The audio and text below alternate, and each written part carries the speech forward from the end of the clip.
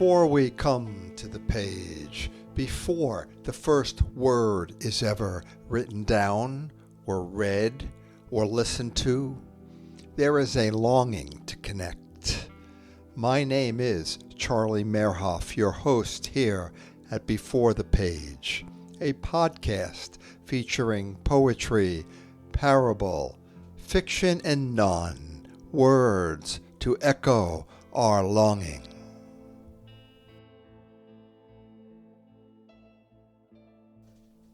Let's begin this 29th episode of Before the Page by hearing words composed by Alan Afterman, who was born in Los Angeles in 1941, son of a renowned gypsy singer.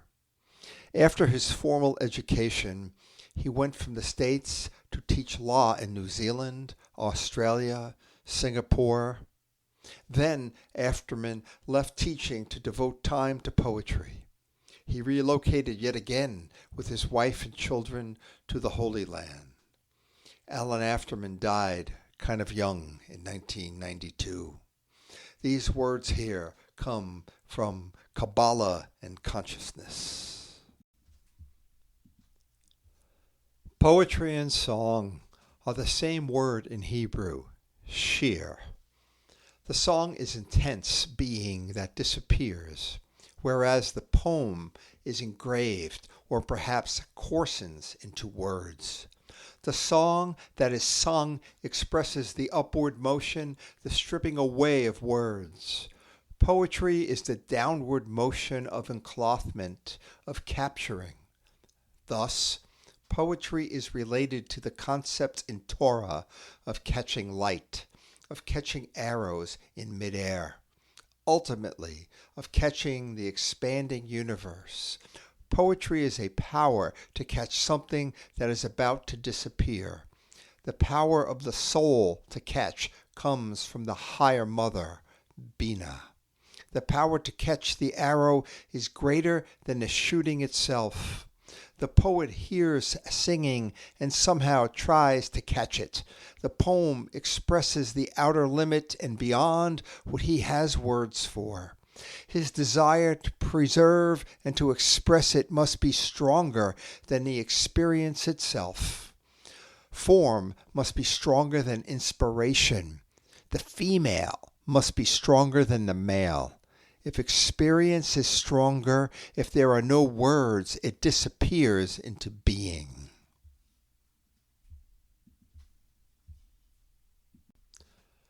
Now, speaking of the ability to catch arrows in midair, we're going to hear word from Charles Reznikoff, born in 1894. As Afterman, Reznikoff was also a lawyer. But not for long.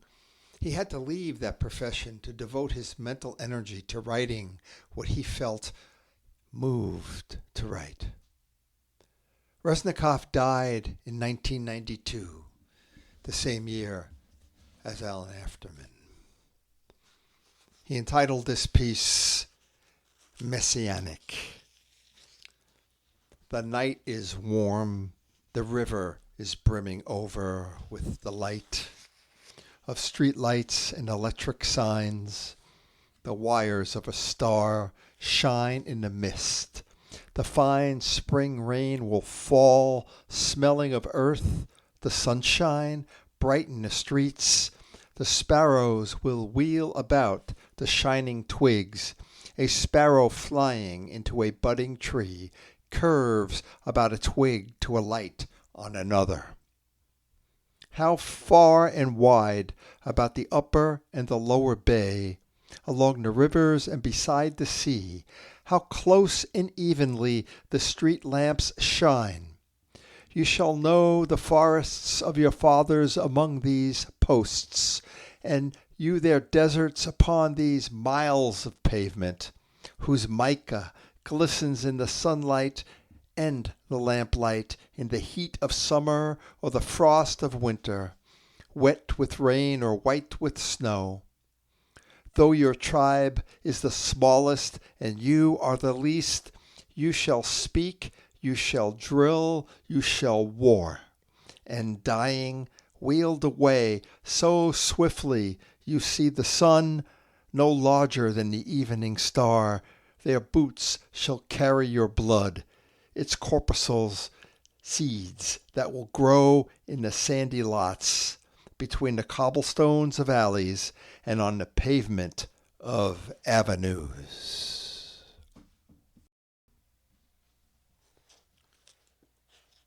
This poem, Reznikoff called Palestine under the Romans. The east is alight as far as Hebron. In the room of hewn stone, the vaulted room, the priests would hear the noise of the opening of the great gate of the temple.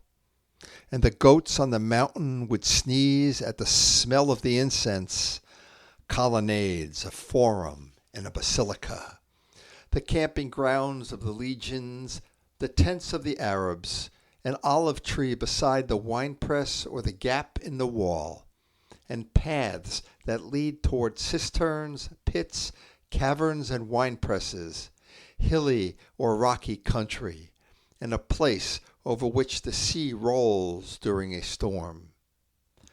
Israel is like a bird that a creeping weasel has wounded in the head, or a man knocked against the wall. The cattle have trampled it, but still it flutters. If there is bone enough to make the tooth of a key, and ink enough to write 2 letters of the alphabet, the house is sold and the door, but not the key. The ship is sold, the mast, the sail, the anchor, and all the means for steering, but not the packing bags or lading. The cord that holds the balances of dealers in fine purple, and a harlot's shift that is made like network, the hooks of porters or a weaver's pin, and the point of the sundial, oil dripping into the trough from between the pressing stone and the boards of the olive press, and lamps in synagogues, in houses of study, in dark alleys. Put out the lamp for fear of Gentiles, for fear of thieves or of an evil spirit. When will heart and mouth agree? Make ready all that is needful for the dead, and anoint it and wash it. Bind up the chin, and hire a wailing woman, and 2 to play dirges on the flute. Go with a staff and a bag and a scroll of the law, and fear not the rush of tramping shoes at the sound of the shouting. Cut it with sickles, uproot it with spades. If it grows into a blade, it must be hoed up. If into the ear, it must be broken off. If into the full corn, it must be burnt. In the evening, until midnight, until dawn, as soon as we can tell between blue and green, between blue and white, when we lie down and when we stand up, each in his own way, though we stop to return a greeting or greet a man out of respect, out of fear. Bringing grapes in baskets to the winepress, or figs in baskets to the drying place. Trampling the grain and binding it into sheaves. Or the women spinning their yarn by moonlight. A working man on the top of a tree or a course of stones, or a bridegroom on the first night, or he whose dead lies unburied before him, and they that bear the bier, and they that relieve them. If our faces cannot, our hearts turn towards Jerusalem, and you, the God of our fathers, of Abraham, Isaac, and Jacob.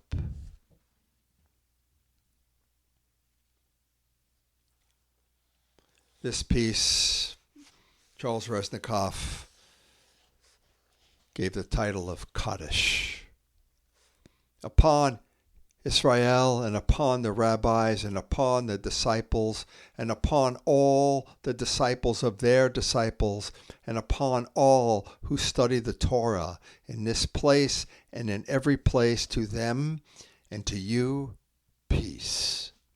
upon Israel, and upon all who meet with unfriendly glances, sticks and stones and names on posters, in newspapers, or in books to last, chalked on asphalt or in acid on glass, shouted from 1,000,000 windows by radio, who are pushed out of classrooms and rushing trains, whom the 100 hands of a mob strike, and whom jailers strike with bunches of keys, with revolver butts.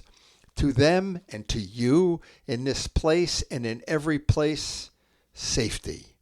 Upon Israel and upon all who live as the sparrows of the streets, under the cornices of the houses of others, and as rabbits in the fields of strangers, on the grace of the seasons and what the gleaners leave in the corners, you children of the wind, birds that feed on the tree of knowledge, in this place and in every place, to them and to you, a living.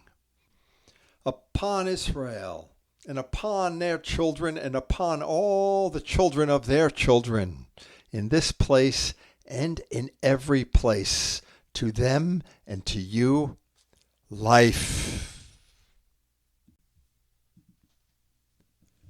These next few pieces have been composed by the reader. Eons ago, long before history and recorded time, on his way to the king, the cupbearer stumbled and fell, shattering the sacred vessels, spilling every last drop of the precious wine. Most of it seeped between the stones of the great hall, lost forever to the dust. Who speaks to you of this? From where do these words come?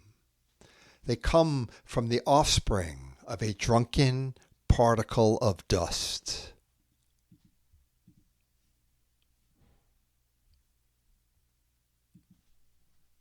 Messiah. Who spoke what charms to lure the zodiac down from the heavens?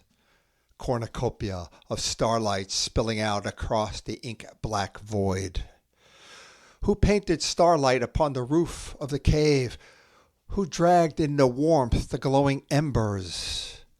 Who told first the legend of our arrival and set us adrift within the marrow? Who bestowed the tribes with the notion of infinity? The book of splendor blown free from her pages, the handles of the plow pulled up through the clouds to be seen no more, the trickle of sweet water filtering through the moss, the gentle humming of elves breathing, half miracle, half fiction, all out peace. Who slipped through the cracks and landed here?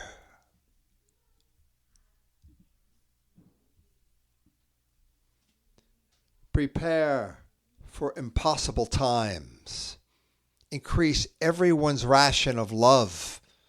Dream great galactic sky ships. Fill those ships with seeds, with seedlings. Launch forests, launch fields.